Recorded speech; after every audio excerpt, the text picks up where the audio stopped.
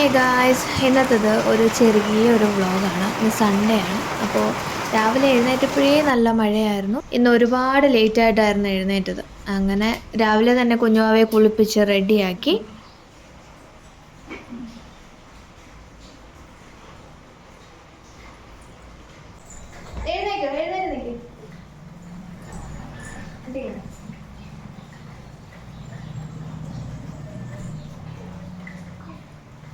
അവൾക്ക് ഇഷ്ടപ്പെട്ട ഡ്രസ്സാണിത്. അവളാണിപ്പോൾ അവൾക്ക് ഏത് ഡ്രസ്സ് ഇടണോ എന്ന് സെലക്ട് ചെയ്യുന്നത്. അങ്ങനെ ഇന്ന് സെലക്ട് ചെയ്ത ഡ്രസ്സായിരുന്നു ഇത്. അങ്ങനെ അത് തന്നെ ഇട്ട് കൊടുത്തിട്ടുണ്ട് ഞാൻ.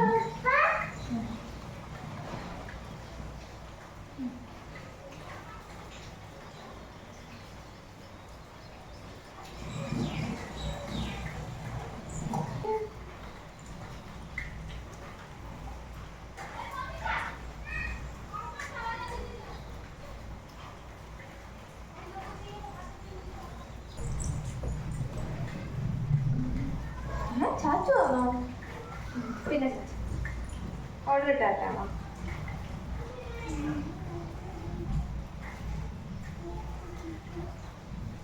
നമ്മുടെ കയ്യിലോട് ചാച്ചു നിക്ക് ഒരു മിനിറ്റ്.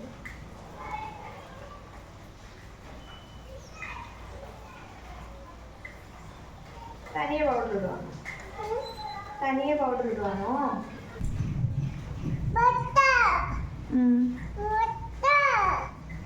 അങ്ങനെ റെഡിയെല്ലാം ആക്കി കഴിഞ്ഞ് ഞാൻ അപ്പുറത്തോട്ട് പോയിട്ട് കുറച്ച് സമയം എടുത്തോളൂ. തിരിച്ച് വന്ന് നോക്കിയപ്പോഴേക്കും ഇതായിരുന്നു അവസ്ഥ. അതായത് തനിയെ പൗഡർ ഇട്ട് തനിയെ റെഡിയാകുമായിരുന്നു.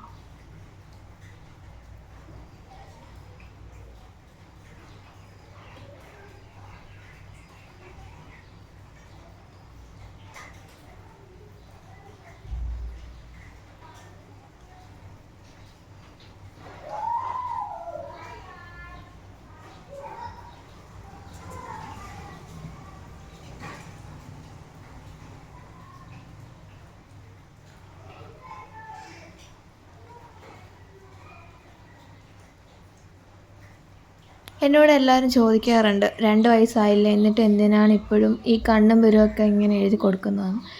ആക്ച്വലി എനിക്കിങ്ങനെ എഴുതി കൊടുക്കാൻ ഇഷ്ടമാണ്, അതുപോലെ തന്നെ അവൾക്കങ്ങനെ എഴുതുന്നതും ഇഷ്ടമാണ്. അപ്പോൾ അതുകൊണ്ട് ഞാൻ ഇപ്പോഴും ഇത് കണ്ടിന്യൂ ചെയ്യുന്നതേ ഉള്ളൂ. കുഞ്ഞിൻ്റെ ബ്രേക്ക്ഫാസ്റ്റ് രാവിലെ കുറുക്കായിരുന്നു. ഞാനത് ഉണ്ടാക്കി വെച്ചിട്ടാണ് അവളെ കുളിപ്പിക്കാനൊക്കെ കൊണ്ടുപോയത്. കാരണം അപ്പോൾ നമ്മൾ റെഡിയായി തിരിച്ച് വരുമ്പോഴത്തേക്കും അത് ചൂടൊക്കെ ആറിയിട്ട് സെറ്റായിട്ടിരിക്കും. അപ്പം കൊടുത്താൽ മതിയല്ലോ.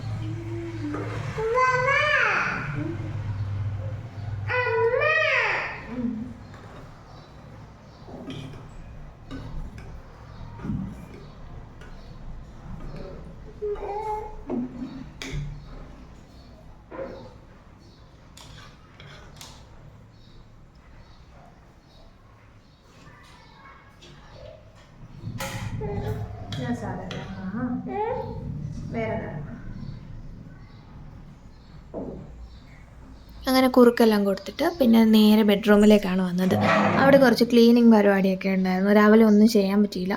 ലേറ്റായിട്ട് എഴുന്നേറ്റത് കൊണ്ട് തന്നെ കുഞ്ഞിനെ രാവിലെ കുളിപ്പിക്കണമല്ലോ. അപ്പോൾ അതിൻ്റെ ആ ഒരു തിരക്കിലായിപ്പോയി.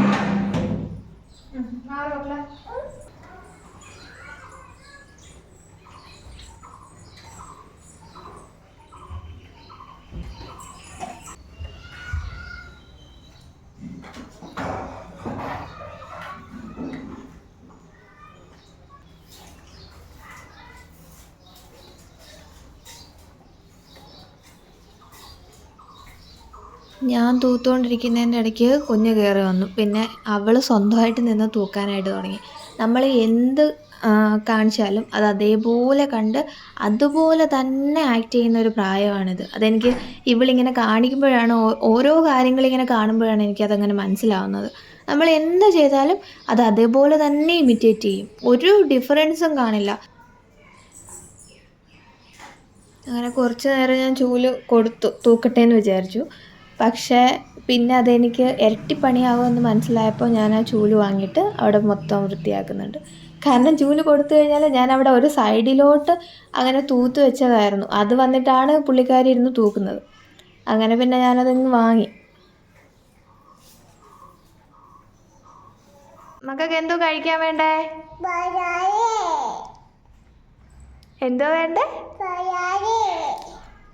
അങ്ങനെ കുഞ്ഞിൻ്റെ അടുത്ത് അവൾക്ക് എന്താണ് ഉച്ചയ്ക്ക് കഴിക്കാൻ വേണ്ടതെന്ന് ചോദിച്ചപ്പോൾ അവൾ പറഞ്ഞത് ബിരിയാണി എന്നാണ്. ആക്ച്വലി അത് നമ്മൾ പറഞ്ഞു പറയിപ്പിച്ചതൊന്നുമല്ല. രാവിലെ തൊട്ടേ ഇങ്ങനെ ബിരിയാണിയുടെ കാര്യം പറയുന്നുണ്ട്.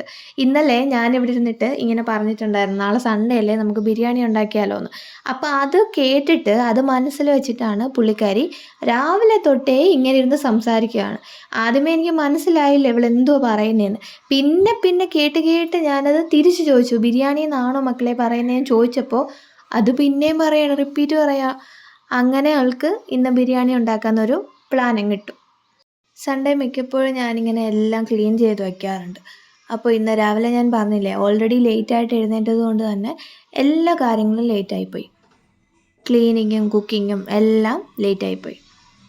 അങ്ങനെ ഞാൻ ആ സ്റ്റൗവൊക്കെ തുടച്ച് വൃത്തിയാക്കി വയ്ക്കുന്നുണ്ട്. ഇങ്ങനെ എല്ലാം ക്ലീനായിട്ട് ഇരിക്കുകയാണെന്നുണ്ടെങ്കിൽ നമുക്ക് കുക്ക് ചെയ്യാനും ഒരു മനസ്സിൽ ഒരു എന്താ പറയുക, ഒരു സന്തോഷം തോന്നും. ഇല്ലെങ്കിൽ അവിടെ നിന്ന് കുക്ക് ചെയ്യുമ്പോൾ നമുക്ക് എന്തോ ഒരു ഇറിറ്റേഷൻ പോലല്ലേ. പിന്നെ രാവിലത്തെ ബ്രേക്ക്ഫാസ്റ്റിൻ്റെ പാത്രം കുറച്ച് കഴുകാനുണ്ടായിരുന്നു. അങ്ങനെ അതും കഴുകി വെക്കുന്നുണ്ട് ഇതിൻ്റെ ഇടയിൽ.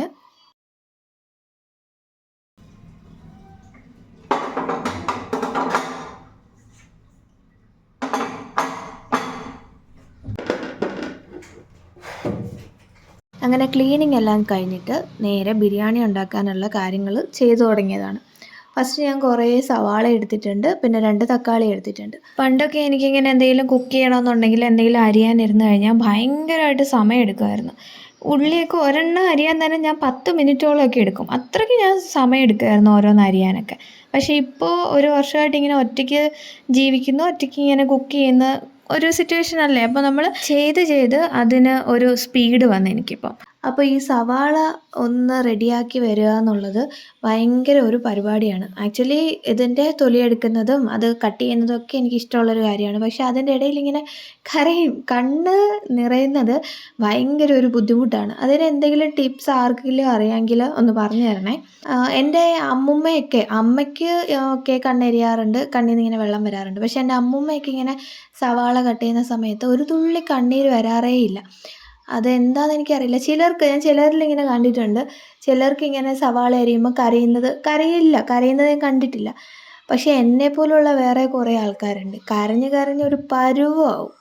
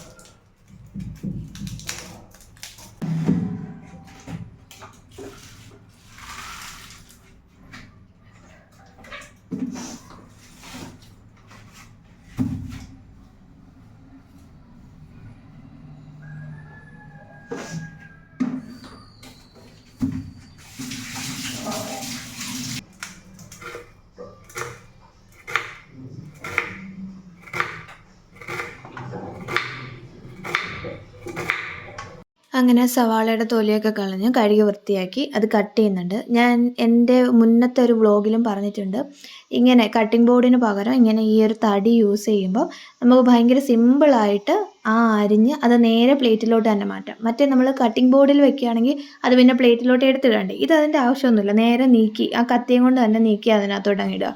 ഞാൻ ചെയ്യുന്നതെന്ന് വെച്ചാൽ ഇങ്ങനെ ഈ തടി പ്ലേറ്റിന് നടുക്ക് വയ്ക്കും. എന്നിട്ട് സവാള ഒരു സൈഡിലെല്ലാം കട്ട് ചെയ്ത് കഴിഞ്ഞിട്ട് നേരെ അപ്പുറത്തെ സൈഡിൽ ഞാൻ തക്കാളി കട്ട് ചെയ്തിടും.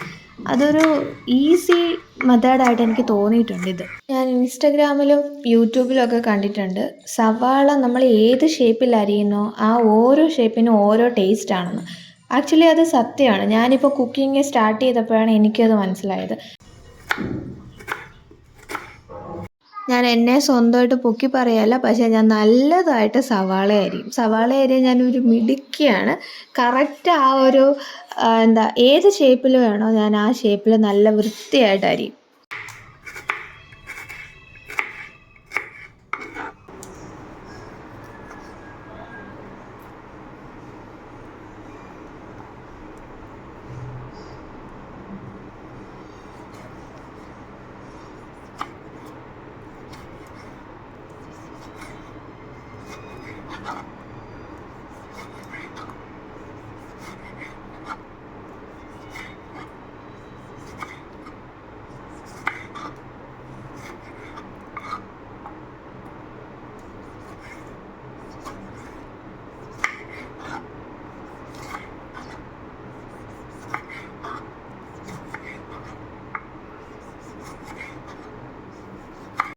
അങ്ങനെ സവാളയും തക്കാളിയും എല്ലാം അരിഞ്ഞൊരു സൈഡിൽ വെച്ചിട്ട് ഞാൻ ബിരിയാണി കുക്ക് ചെയ്യാൻ വേണ്ടി സ്റ്റാർട്ട് ചെയ്തിട്ടുണ്ട്. ഇതിനിടയിൽ ഇവിടെ നല്ല മഴയായതുകൊണ്ട് കറണ്ട് പോകാൻ ചാൻസ് ഉള്ളതുകൊണ്ട് ഞാൻ സവാളയും തക്കാളിയും അരിയുന്നതിന് മുന്നേ തന്നെ ഇഞ്ചി, വെളുത്തുള്ളി, പച്ചമുളക് ഇതിൻ്റെ മൂന്നും കൂടെ ഇട്ട് അരച്ചൊരു പേസ്റ്റ് ഉണ്ടാക്കി വെച്ചിട്ടുണ്ടായിരുന്നു. കാരണം കറണ്ട് പോയി കഴിഞ്ഞാൽ പിന്നെ ഇതൊന്നും നടക്കില്ല. ഇവിടെ കറണ്ടിനെ നമുക്കങ്ങനെ വിശ്വസിക്കാൻ പറ്റത്തില്ല. എപ്പോൾ വേണമെങ്കിലും പോവാം, എപ്പോൾ വേണമെങ്കിലും വരാം. അങ്ങനെ നേരെ കുക്കിങ്ങിലേക്ക് തുടങ്ങിയിട്ടുണ്ട്. ഞാൻ നെയ്ക്കകത്ത് കിസ്മിസും കാര്യങ്ങളൊക്കെ ഒന്ന് ഒരു എന്താ പറയുന്നത് വറുത്ത് മാറ്റി വെച്ചിട്ടുണ്ടായിരുന്നു. പിന്നെ കുറച്ച് എണ്ണ ഒഴിച്ചിട്ട് അതിനകത്തേക്ക് സവാള ഇട്ട് നല്ലതായിട്ട് വഴറ്റുന്നുണ്ട്. ഞാൻ ഇതിൻ്റെ റെസിപ്പി നേരത്തെ തന്നെ വേറൊരു വീഡിയോയിൽ അപ്ലോഡ് ചെയ്തിട്ടുണ്ട്. അതുകൊണ്ട് ഞാൻ ഇതിനകത്ത് ഡീറ്റെയിൽ ആയിട്ട് പറയുന്നില്ല. പക്ഷെ നിങ്ങൾക്ക് കാണിച്ചു തരാം. ഞാൻ ഈ വീഡിയോ എടുക്കുന്നതിൻ്റെ ഇടയിൽ തന്നെ ഇവിടെ കറണ്ട് പോയിട്ടുണ്ട്. ഞാൻ എൻ്റെ ചാനലിൽ ഈസ്റ്ററിൻ്റെ അന്ന് ഒരു ഷോർട്സ് ഇട്ടിട്ടുണ്ട്. അപ്പോൾ അന്നത്തെ വീഡിയോയിൽ ഞാൻ ഇതേപോലെ ഒരു cooker biryani, chicken cooker biryani ആയിരുന്നു ഉണ്ടാക്കിയത്. അപ്പോൾ അതിൻ്റെ റെസിപ്പി വേണമെന്നുണ്ടെങ്കിൽ ഞാൻ അതിൻ്റെ ലിങ്ക് ഇവിടെ കൊടുക്കാവേ, നിങ്ങൾ കണ്ടു നോക്കിയാൽ മതി.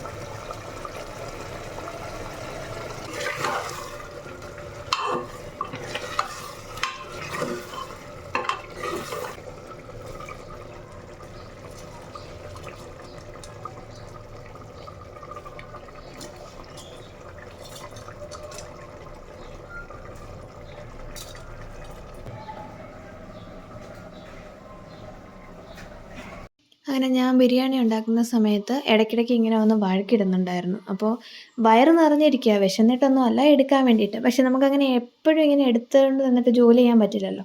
അങ്ങനെ ഇങ്ങനെ വഴക്കുണ്ടാക്കുന്ന അത്യാവശ്യ ഘട്ടങ്ങളിൽ ഇങ്ങനെ ഫോൺ കൊടുക്കും. അങ്ങനെ കൊടുത്തതാണ്ട് ഇവള് തനിയെ ഇരുന്ന് ഓരോ ഇഷ്ടമുള്ള വീഡിയോ കണ്ടുകൊണ്ടിരിക്കുകയാണ്. കുഞ്ഞിനെ അടക്കിയിരുത്താനുള്ള 18ാമത്തെ അടവാണത്.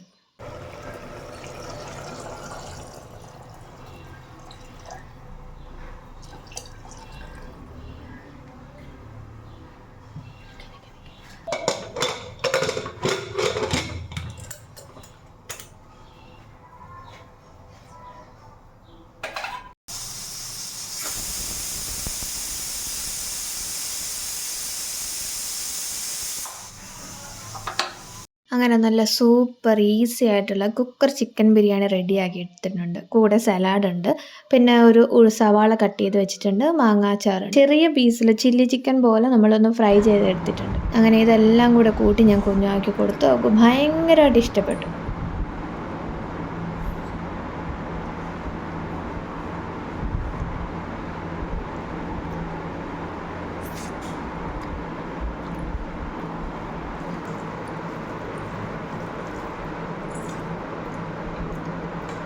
കൊള്ളാമോ പൊന്നു?